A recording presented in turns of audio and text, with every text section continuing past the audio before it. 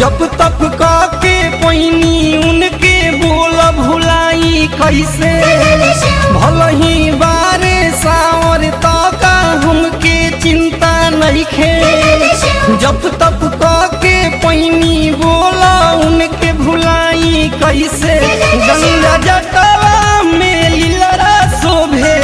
जाने सखी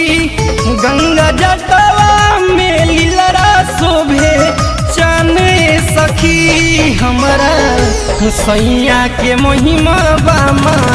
हाने सखी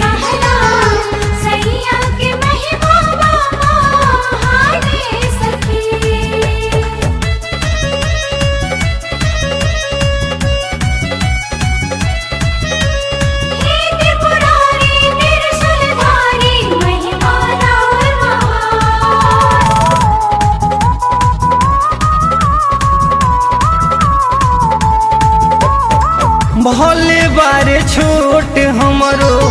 मरई के घर हो चाही नहीं महल कलम ओही में सवार हो भले बारे छोट हमरो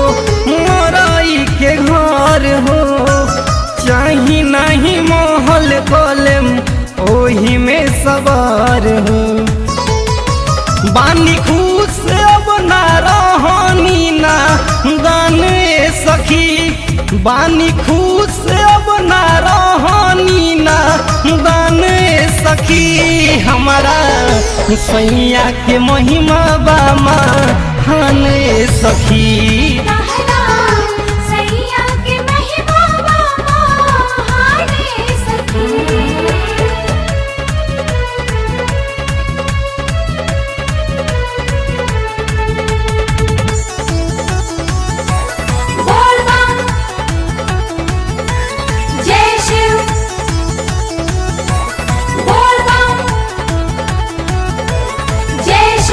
सब कर भला हमरो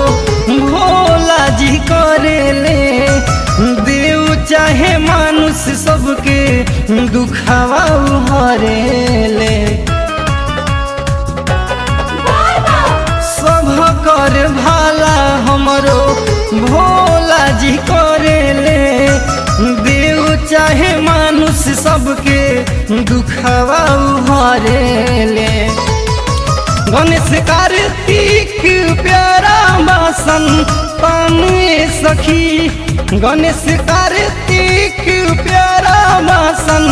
पाने सखी हमारा सैया के महिमा बामा हाने सखी